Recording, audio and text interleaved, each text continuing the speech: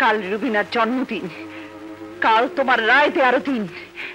তুমি রুবিনাকে বেকসুর খালাস করে সসম্মানে বাড়িতে নিয়ে আসবে। আমি রুবিনাকে বরণ করার জন্য মঙ্গল প্রদীপ জ্বালিয়ে অপেক্ষা করব। সন্তান শুধু তোমার একার নয় শাহানা, সন্তান আমারও। আমিও রুবিনার বেকসুর খালাস চাই, কিন্তু কিন্তু আইনকে অস্বীকার করে নয়। তোমার কোনো কথাই আমি শুনতে চাই না। তুমি শুধু আমার একটা কথা শুনে রাখো, আমার মেয়ের যদি কিছু হয় তাহলে তাহলে আমার মরণ হবে, আমার মরণ হবে।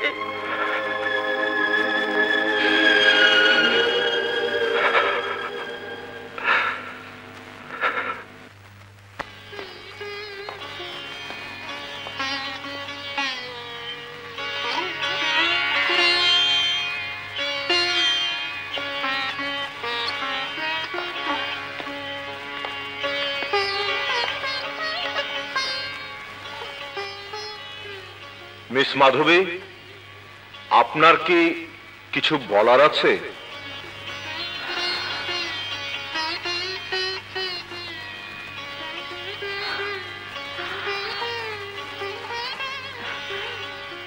মহামান্য আদালত, এই পৃথিবীতে আমার সব থেকে কেউ নেই।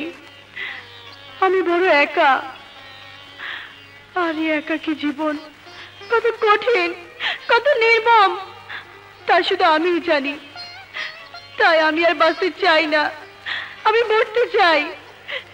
আপনি জজ, তাই আমি শুধু আসামি হয়ে নয়, আপনার মেয়ে হয়ে অনুরোধ করছি, আমাকে মৃত্যুদণ্ড দিন, মৃত্যুদণ্ড দিন, আমাকে মৃত্যুদণ্ড দিন, মৃত্যুদণ্ড দিন।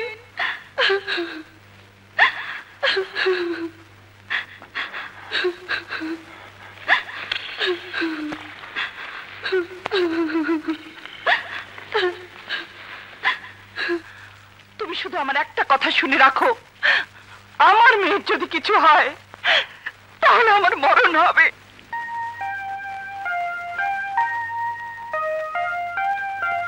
আম্মা, আপনি না খুব ভাগ্যবতী। 10 বছর পর আপনার হারিয়ে যাওয়া মেয়ে মানে আমাকে আপামনিকে ফেরত পাইতেছেন। কিন্তু আম্মা, স্যার আমাকে আপামনিরে মুক্ত করে আনবে তো? অবশ্যই। আলহামদুলিল্লাহ। কিন্তু এখন আসছে না কেন? হে আদালত, বাদীপক্ষের উকিলের জেরা, পুলিশের রিপোর্ট এবং সমস্ত সাক্ষ্য প্রমাণাদি চুলচেরা বিশ্লেষণ করে এই সিদ্ধান্তে উপনীত হয়েছে যে মিস মাধবী সালাম খানের প্রকৃত হত্যাকারী। তাই আসামি মাধবীকে দোষী সাব্যস্ত করে বাংলাদেশ দণ্ডবিধির 302 ধারা মোতাবেক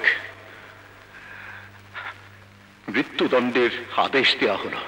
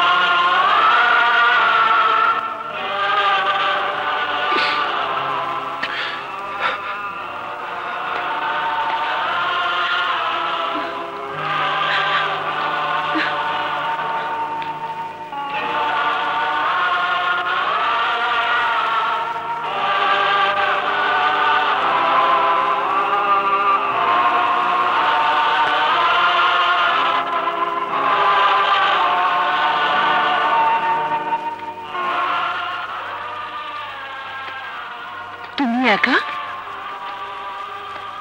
আমার রুবিনা কোথায়? কথা বলছো না কেন? আমার রুবিনা কোথায়?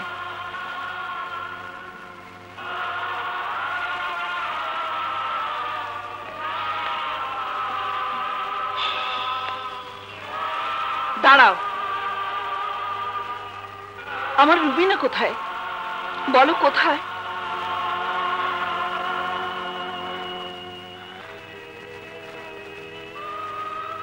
ঘরে এত আলো জ্বালিয়ে রেখেছো কেন? নিভিয়ে ফেলো সব আলো। এ ঘরে অন্ধকার ছাড়া আর কিছুই দরকার নেই। না, আজ এই ঘরে অন্ধকার নয়, আলো জ্বলবে। কারণ আজ আমার রুবিনার জন্মদিন। হ্যাঁ, জন্মদিন।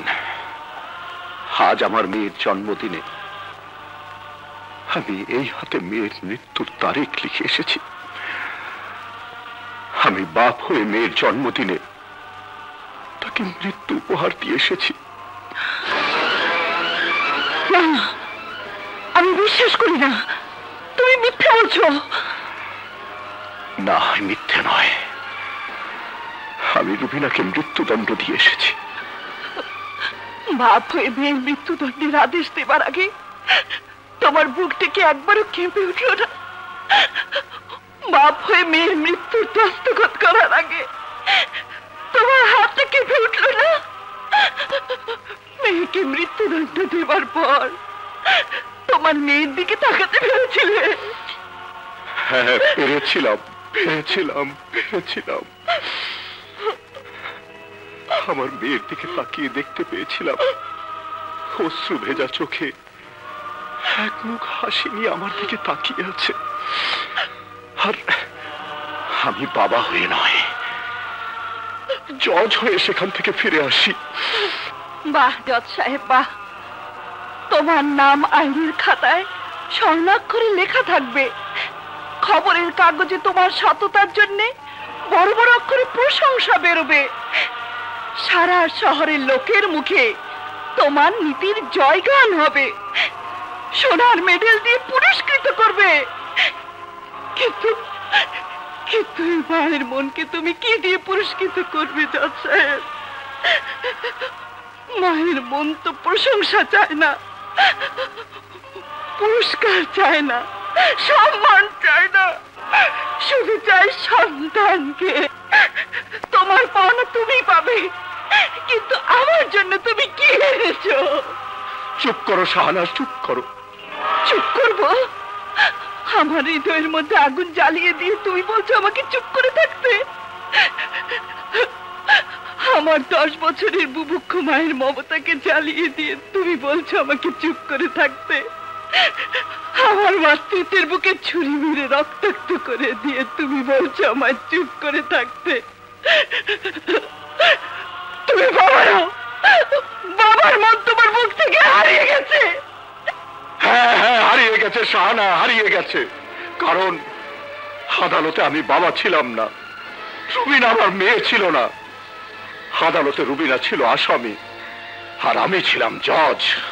আর সেই আদালত কোন বাবার মনের আদালত ছিল না, ছিল জজের আদালত। এই জজ তাকে মৃত্যুদণ্ড দিয়েছে। আইনের কাছে পিতৃত্বের কোনো মূল্য নেই, কিন্তু বাবার কাছে সন্তানের মূল্য অনেক। শাহানা, রুবিনাকে হারিয়ে আমারও বুকের পাঁজর ভেঙে গেছে। আমিও তোমার মতো সন্তানহীন এক কাঙাল হয়ে গেছি, কাঙাল হয়ে গেছি শাহানা, কাঙাল হয়ে গেছি। তাহলে কি আমি আমার মেয়েকে আর কোনদিন বুকে জড়িয়ে আদর করতে পারবো না? আদর করতে পারবো না।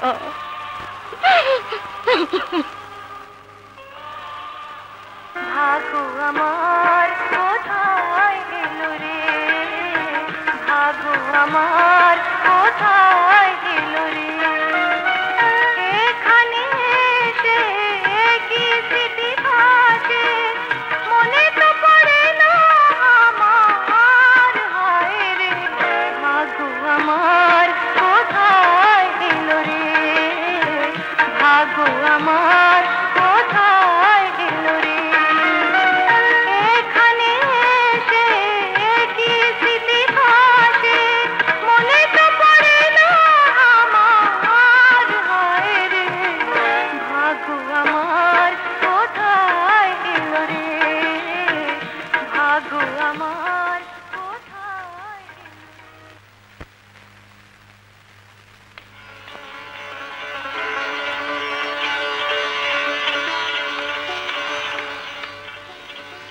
কোথায় যাচ্ছ?